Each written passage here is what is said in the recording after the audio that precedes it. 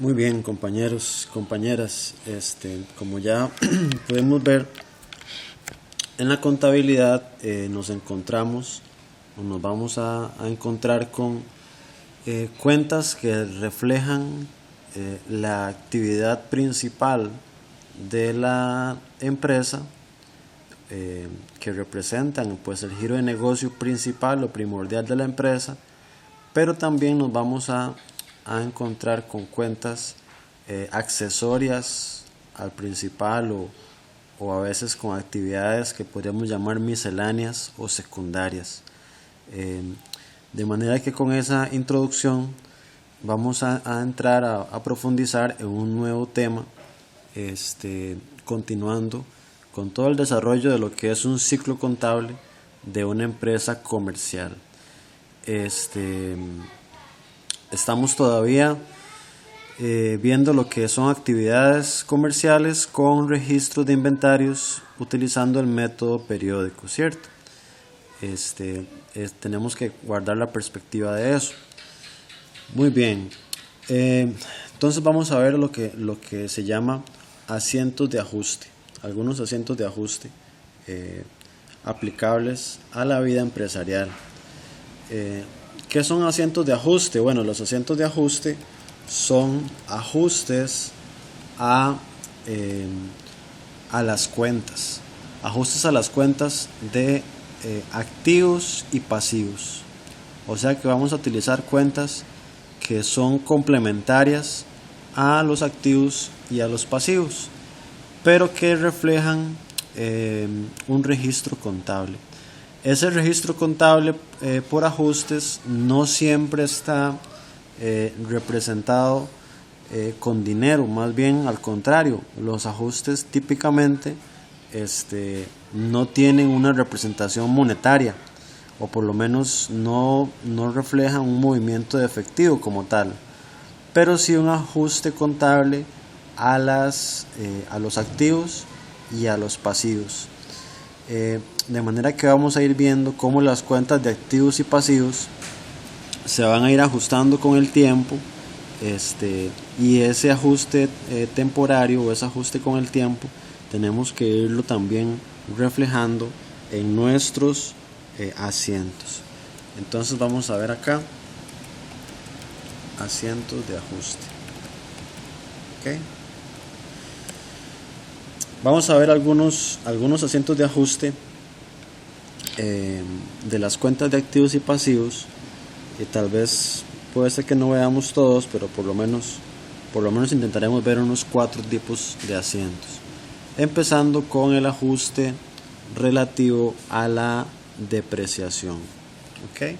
Entonces voy a anotar acá un subtítulo que diga depreciación de activos. Ok, cuando hablamos de depreciación, ¿qué es la depreciación? Bueno, teóricamente hablando, la depreciación es el registro de la pérdida de valor en el tiempo de un activo debido a su uso. El registro, repito, de la pérdida de valor en el tiempo de un activo debido a su uso. Cuando digo debido a su uso, quiero decir a su uso normal, a su uso cotidiano, y no a condiciones pues extraordinarias. O sea, si un activo es dañado, si un activo choca contra otro, si un activo sufre algún siniestro como un incendio, por ejemplo, pues eso no es depreciación. La depreciación es el registro de la pérdida de valor en el tiempo de un activo, pero por su uso. De manera que la depreciación aplica para aquellos activos que son tangibles, o sea, los que podemos tocar, y no aplica para los activos intangibles, o sea, los que no podemos tocar, como podría ser un software, por ejemplo. En el caso del software u otros activos intangibles, el concepto que aplicaría es la amortización. Pero bueno, ahorita estamos hablando de depreciación de activos tangibles, de aquellos que podemos nosotros tocar. En esa línea de información. Entonces vamos a ver cómo es el registro. Esa pérdida de valor del activo en el tiempo debido a su uso va a significar un gasto para la empresa. O sea, cada vez que se va limitando el valor del activo, cada vez que el valor del activo va disminuyendo debido a su uso, eso significa un gasto. ¿Okay? Y a nosotros lo que nos corresponde es estimar o calcular cuál es el monto o la cuantía de ese gasto. De manera que un registro de depreciación se haría con un asiento de gasto al debe, gasto por depreciación. Como ustedes saben, los gastos aumentan en el debe. Entonces tendríamos un gasto por depreciación, ¿verdad?, al debe de XX, y en el haber registraríamos una cuenta que se llama depreciación acumulada. Depreciación acumulada, y le vamos a agregar el nombre del activo del cual estamos hablando, por ejemplo de edificio. ¿Okay? Entonces en el haber va a ir el mismo monto que en el debe, ¿verdad? Y en el detalle, ¿verdad? Entonces vamos a escribir registro de la depreciación del mes, por ejemplo. ¿Okay? Y eso nos va a llevar a un asiento contable. ¿Okay? Supongamos que es el asiento 55, se me ocurre. Ok, esa es la dinámica normal que vamos a manejar para el registro de gastos por depreciación. Al debe, esa cuenta de gasto es una cuenta de gasto similar a gastos administrativos o gastos de ventas, que va a ir a reflejarse en el estado de resultados. Y en el haber, la depreciación acumulada de edificio. Recordemos que los activos se reflejan o aumentan más bien en el debe. Entonces, cuando vayamos al balance de situación y tengamos la cuenta de edificio en el balance de situación, supongamos que, vamos a decir 150,000. Vamos a ponerle acá números.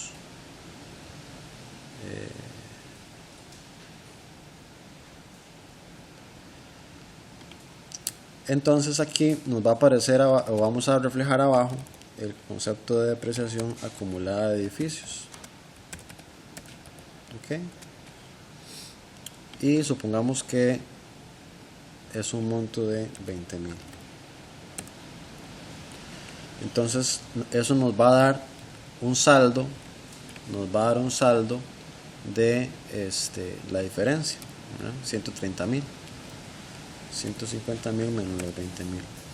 Entonces ese es el saldo neto de los activos, o más bien, perdón, del edificio en este caso. Y cada uno de los activos va a manejar la misma dinámica: maquinaria, equipo, mobiliario, vehículos, etcétera.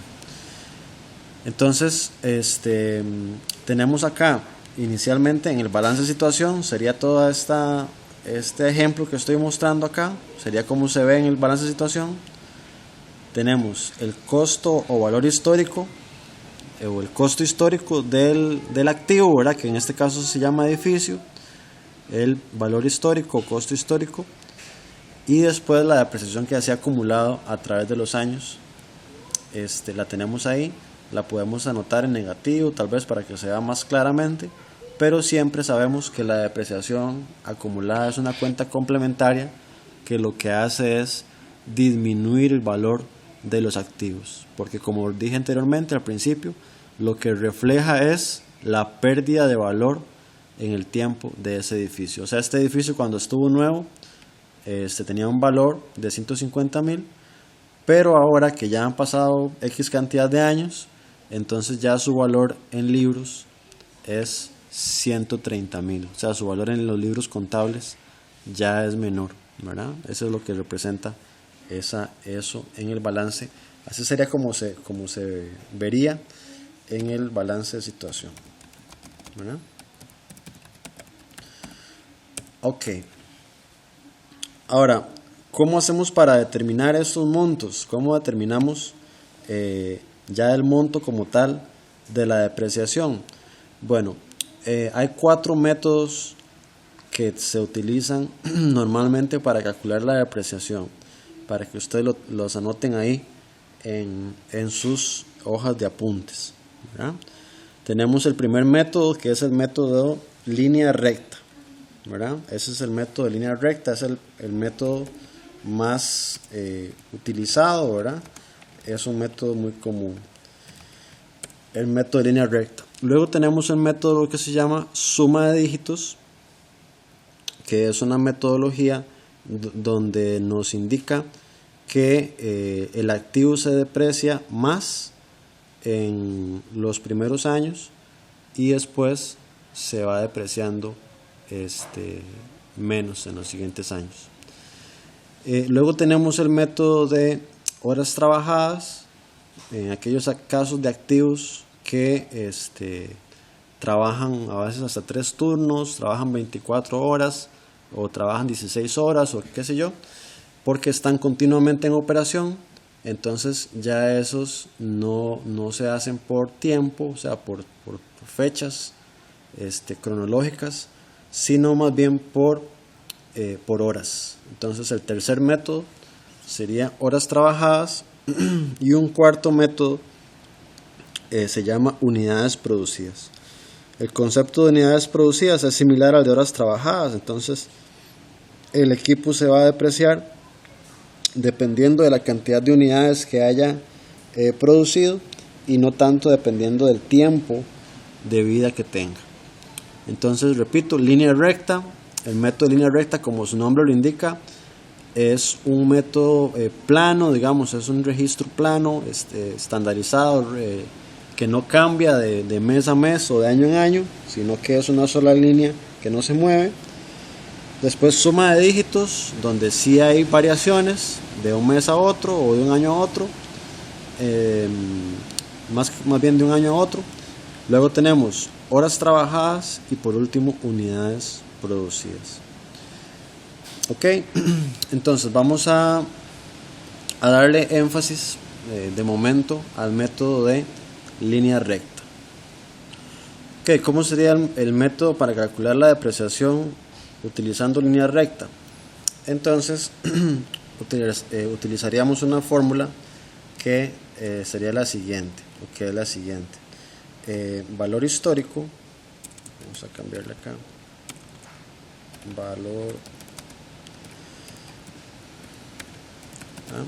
valor histórico original menos el costo de reposición o monto de reposición, ¿verdad? Vamos a ponerle reposición dividido, vamos a ver si logro encontrar acá la forma de mover esto un poquito.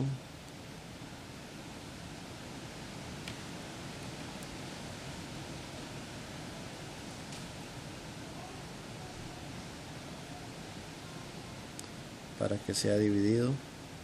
Okay. Más bien acá sería valor de desecho. Vamos a ver.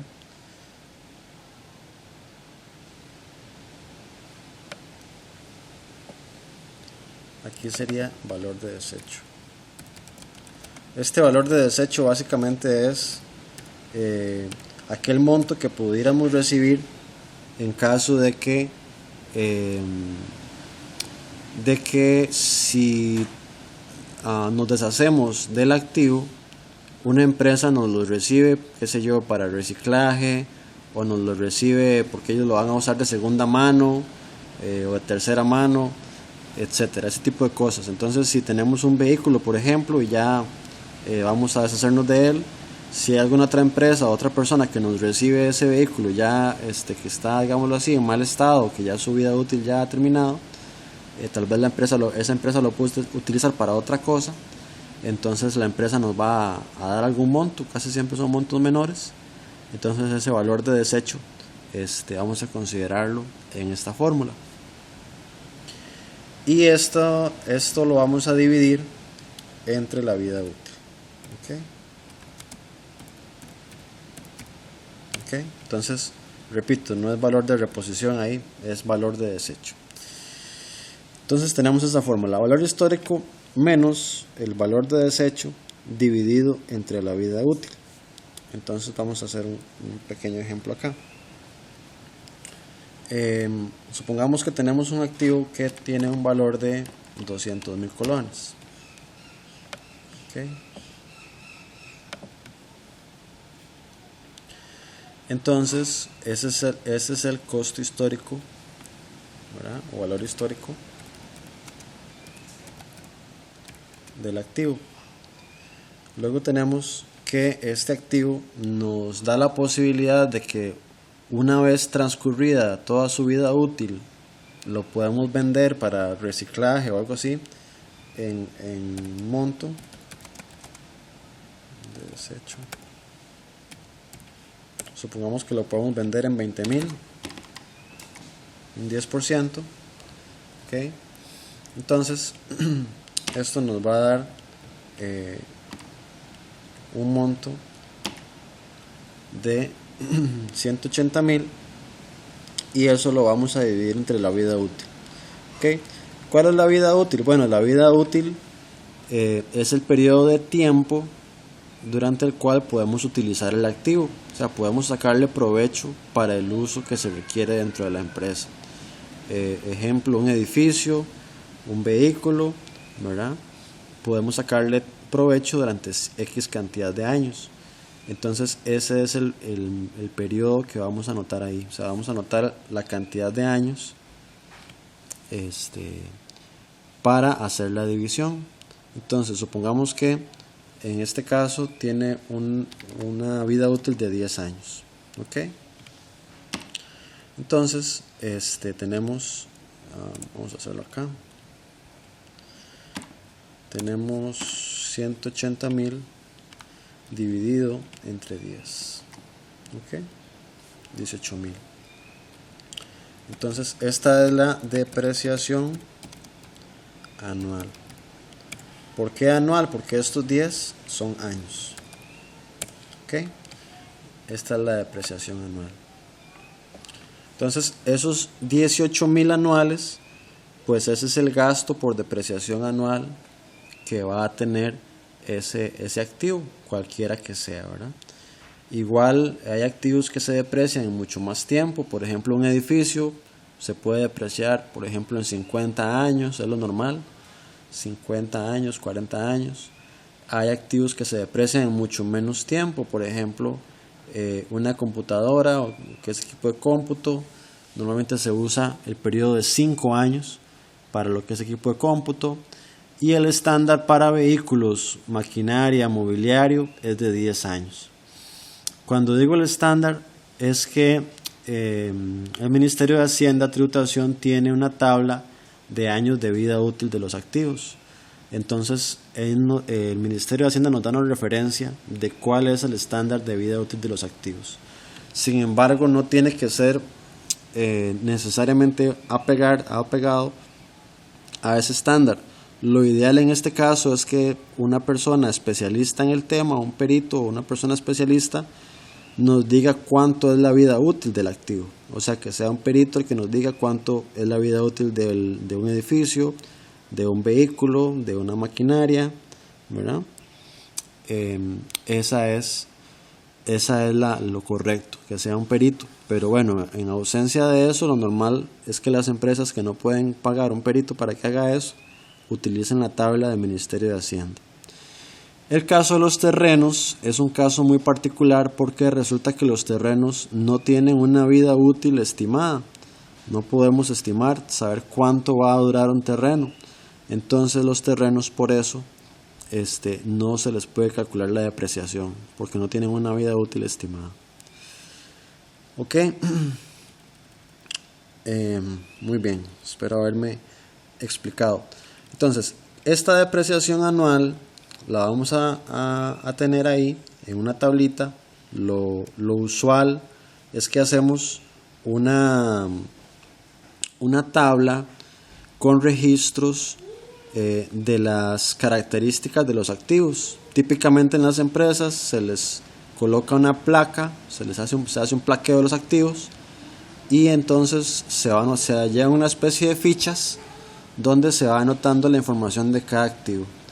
Cuál es el costo histórico, cuándo se compró, de qué marca es, a quién se le compró, número de factura, cuál es la vida útil estimada, etc. Entonces ahí en esa ficha podemos llevar cuál es la depreciación anual de cada activo. Ahora bien, el registro de la depreciación típicamente se hace mensual. O sea, lo normal es que lo hagamos mes a mes. Una vez transcurrido el mes, hacemos el registro de la depreciación. Entonces, en este caso, como esta depreciación es anual, pues la dividiríamos entre 12 para saber cuál es el monto de la depreciación. Entonces, por ejemplo, acá podemos tomar este dato y dividirlo entre 12. Y eso es 1500 es la depreciación anual, ¿verdad? Ese sería el ejemplo. Entonces, básicamente, esta es la metodología que vamos a utilizar para el cálculo de la depreciación bajo el método de línea recta, que es el método que vamos a utilizar de momento. Si nos da más tiempo en el curso, podemos ahondar en los demás métodos, pero de momento vamos a quedarnos con el método de línea recta. Para efectos de las prácticas, casos prácticos y demás, pues yo tendría que darles el valor histórico y también el valor de desecho y la vida útil para que ustedes puedan calcular cuánto es la depreciación anual y por ende cuánto es la depreciación mensual. Ok, bueno, espero haberme explicado y si no, luego ustedes me dicen qué dudas quedaron para tratar de explicarles más ampliamente lo mejor posible el tema. Vamos a seguir con otro ajuste. Vamos a hablar del tema de alquileres. Cuando hablo de alquileres, bueno, podría aplicar a otros gastos pagados por adelantado. Ya ustedes saben que cuando registramos un pago de alquiler por adelantado, que es la práctica más común dentro del mundo empresarial, lo hacemos como un activo, ¿verdad? El gasto pagado por adelantado es un activo. Entonces vamos a ver un ejemplo. Supongamos que el 1 de enero, ¿verdad?, registramos un alquiler pagado por adelantado, ¿ok? Y es de, no sé, vamos a decir que de 100,000, ¿ok? Hicimos un gasto de alquiler pagado por adelantado de 100,000, ¿ok? Y lo pagamos, pues no sé, supongamos que en efectivo.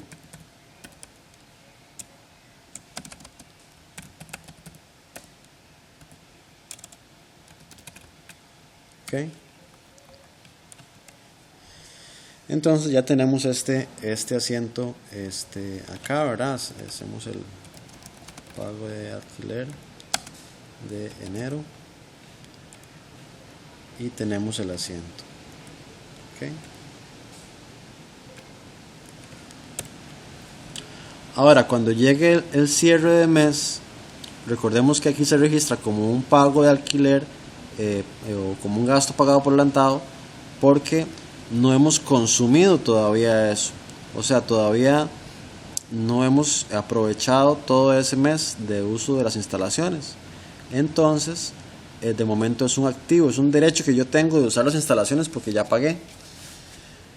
Sin embargo, al finalizar el mes, supongamos que ya el 31 del mes, ¿verdad?, o esa sería la fecha normalmente, el 31 del mes, ya ahora sí ya lo consumimos, ya disfrutamos del alquiler de todo el mes.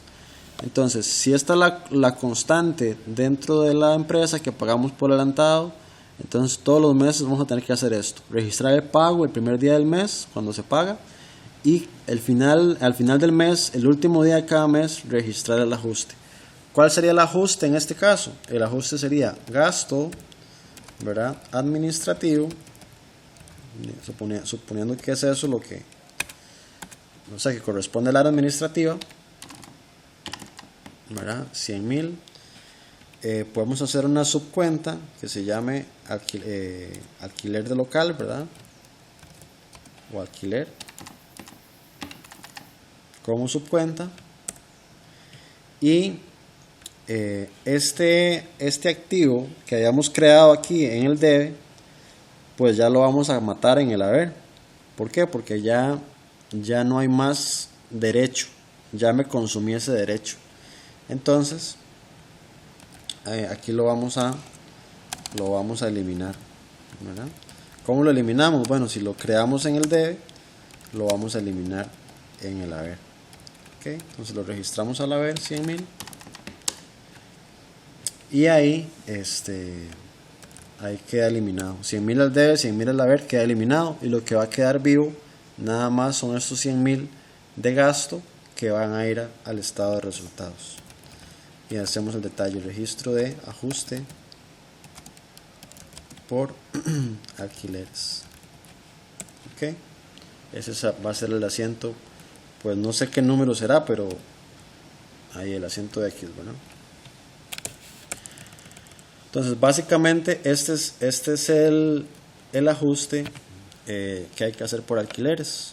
Vean que, como les dije al principio, es un ajuste a las cuentas de activo. Aquí la cuenta de activo es alquiler pagado por adelantado, entonces se está ajustando. Ahora, ¿qué pasa si pagamos, por ejemplo, 3 meses de alquiler de 100,000? Bueno, serían, supongamos, 300,000 bajo el entendido de que son 100,000 por mes, ¿verdad? Entonces aquí pago de enero a marzo, ¿verdad? Pagamos 3 meses. El asiento del registro los 3 meses, ¿verdad?, cambia, pero el registro del ajuste no cambia. ¿Por qué no cambia el ajuste?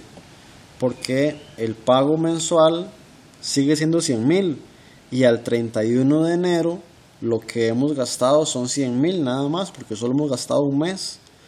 Quiere decir que esta cuenta de alquiler pagado por adelantado, si hacemos una T, quedaría con 300,000 al debe y con 100,000 al haber.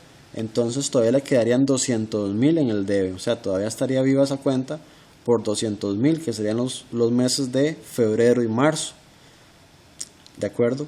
Entonces esto también es normal, ¿verdad?, que se paguen varios meses por adelantado, y entonces el ajuste debe hacerse correspondiendo al tiempo que ha transcurrido. No se puede hacer el ajuste de todos los 3 meses porque solo ha pasado un mes, ¿verdad? Ahí terminamos con la explicación de lo que son alquileres. Y seguimos con el ajuste por seguros. Bueno, básicamente es muy similar a alquileres, ¿verdad? Si hablamos de seguros, va a ser básicamente lo mismo, ¿verdad? La misma lógica. En seguros usualmente se pagan semestrales, ¿verdad? Eso es una constante, o es algo muy habitual en el tema de seguros, que sean anuales o semestrales. Entonces supongamos que el 1 de febrero registramos el seguro pagado por adelantado. Igual es un activo, ¿verdad? Vamos a ver, digamos que son no sé, 600,000, ¿verdad?, en el debe.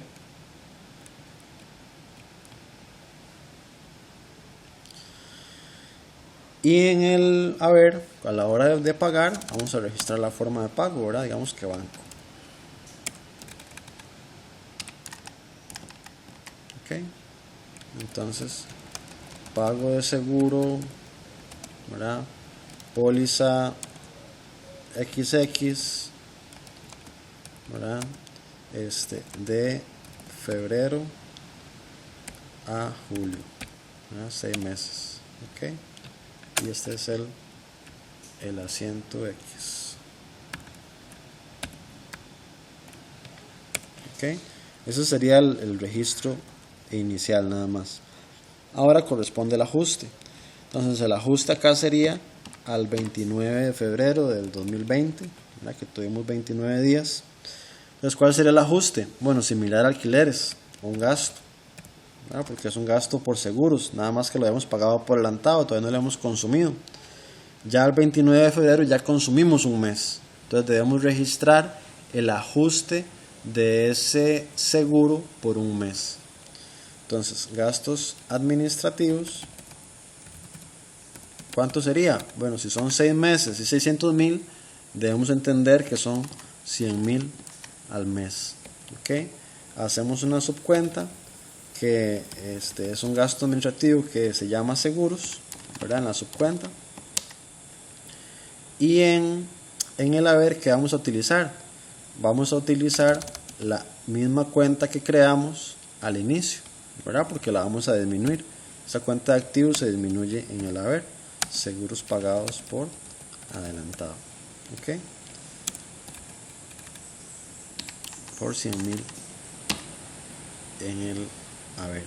Y hacemos el registro, anotación de registro de seguro, ajuste más bien sería, registro de ajuste por seguros. Ok.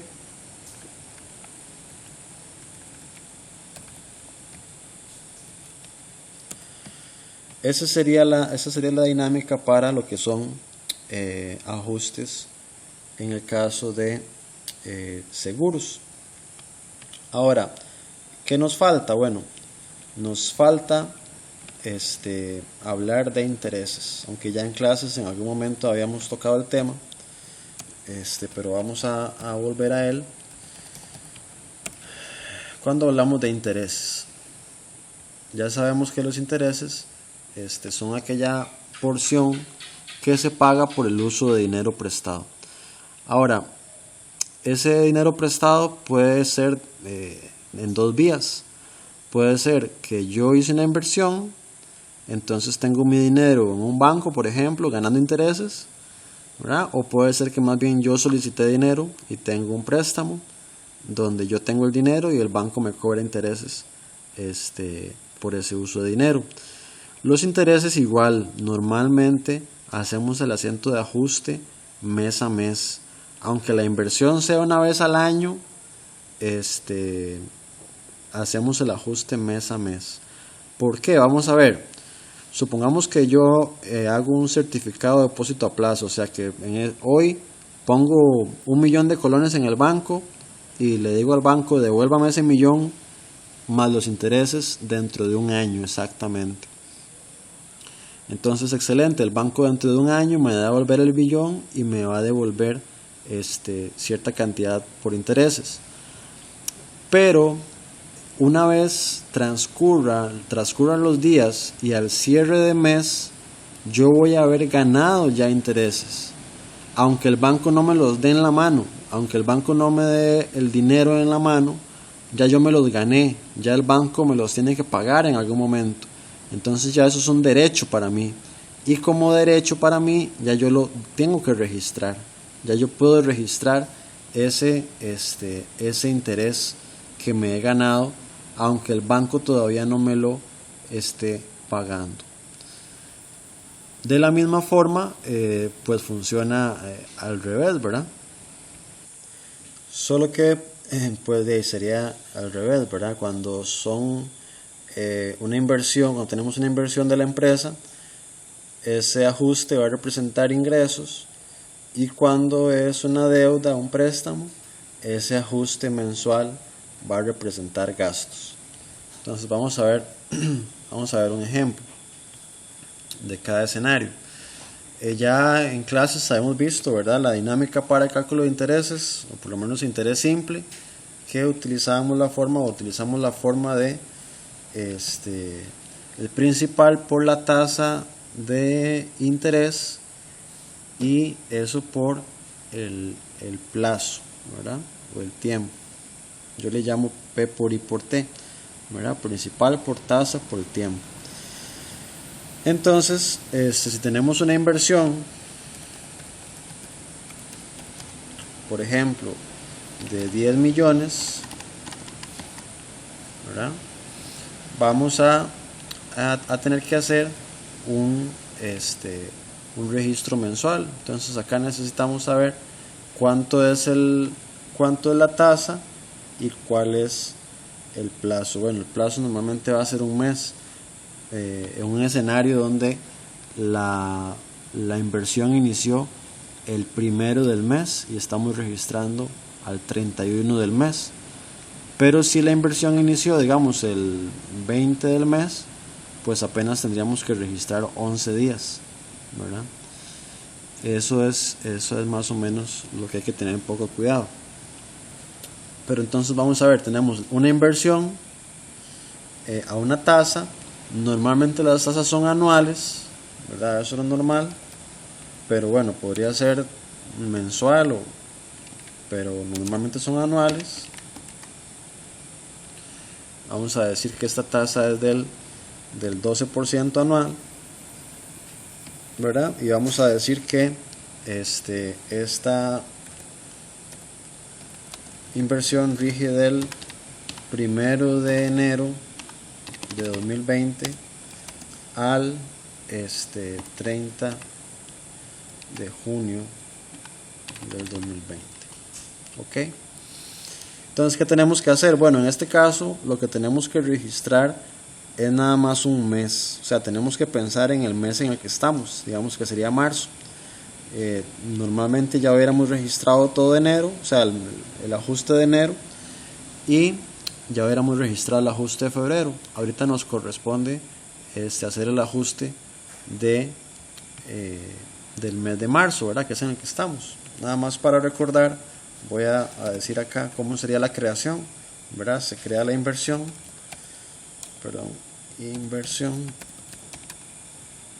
¿verdad? Se crea la inversión en el debe, porque es un activo, y la forma de pago en el haber, ya sea efectivo, banco, ¿verdad? Entonces vamos al banco con este monto y hacemos la inversión.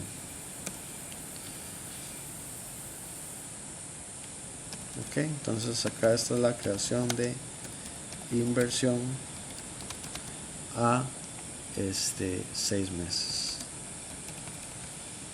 Entonces el banco al final de los 6 meses, el 30 de junio, nos va a dar tanto los 10 millones que invertimos y adicionalmente los intereses. ¿Okay? Pero ya en febrero y ya en enero y ya en marzo ya tenemos un porcentaje ganado, como les decía. Entonces, ¿cuál es ese porcentaje ganado? Bueno, nada más hacemos el cálculo de un mes. ¿Okay? Entonces decimos P por I por T, ¿verdad? Entonces, el principal, que son 10 millones, ¿okay? Por la tasa.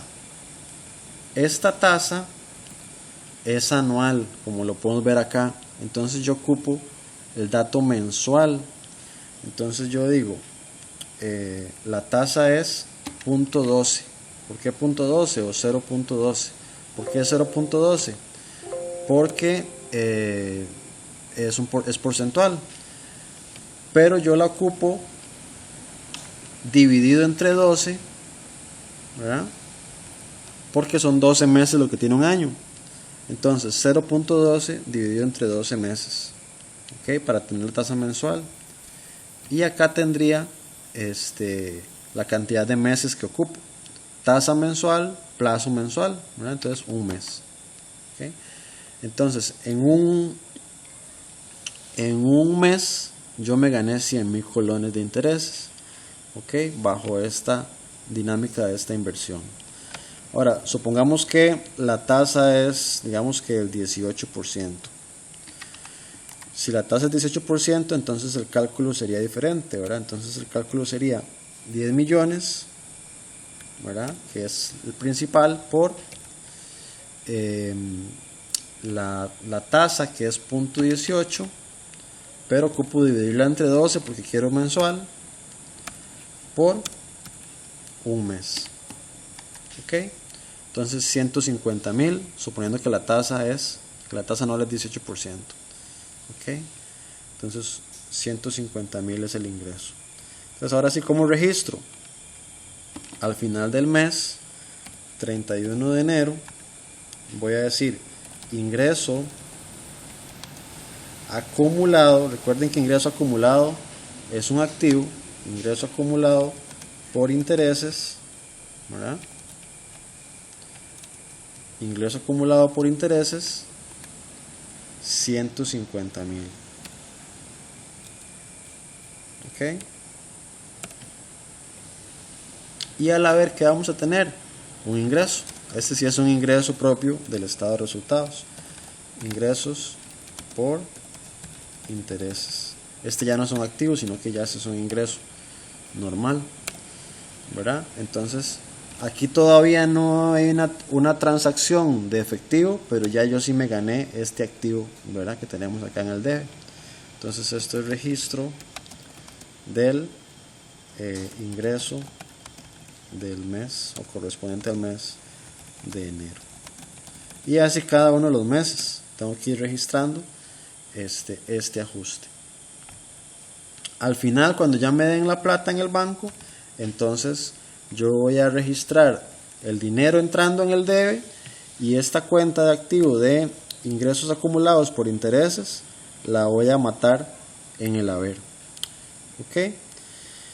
En el caso de los préstamos es básicamente lo mismo, hacemos el cálculo, ¿verdad? No voy a ahondar porque ya el tiempo me está ganando. Hacemos el cálculo, pero el ajuste va a ser al final del mes, ¿verdad? Digamos el 31 de enero. El ajuste va a ser gasto por intereses, ¿verdad? O gastos por intereses, o mentira, le habíamos llamado gasto financiero a esto. Gasto financiero, y registramos el monto que corresponda, ¿verdad? Digamos que 80.000, 80. Al debe, en la subcuenta intereses, ¿verdad? Porque hay otros gastos financieros que no son intereses necesariamente. Y en el haber, gastos acumulados, ¿verdad? Gastos acumulados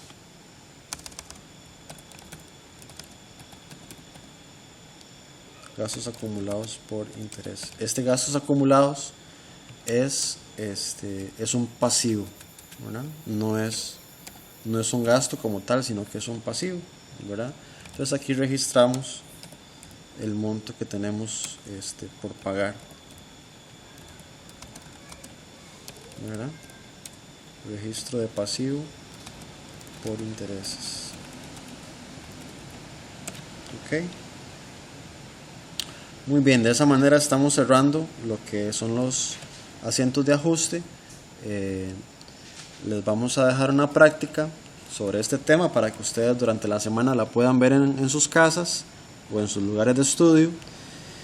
Y importante mencionarles que una vez que hagan los asientos de ajuste, van a hacer un balance de comprobación posterior a los ajustes, que le vamos a llamar balance de comprobación ajustado, y luego de eso ya podemos hacer el estado de resultados. Entonces ese estado de resultados ya va a contemplar los gastos por ajustes, por ejemplo este gasto financiero, si fuera que lo hay, el gasto por depreciación, gasto por seguros o ingresos también por intereses, si fuera que los hay, ¿verdad? Entonces repito, después de hacer los asientos de ajuste, se hace un balance de comprobación ajustado y posteriormente se hace el estado de resultados que ya contempla cada uno de esos ajustes que hayamos hecho. Bueno, les deseo una buena semana y esperamos estar en contacto.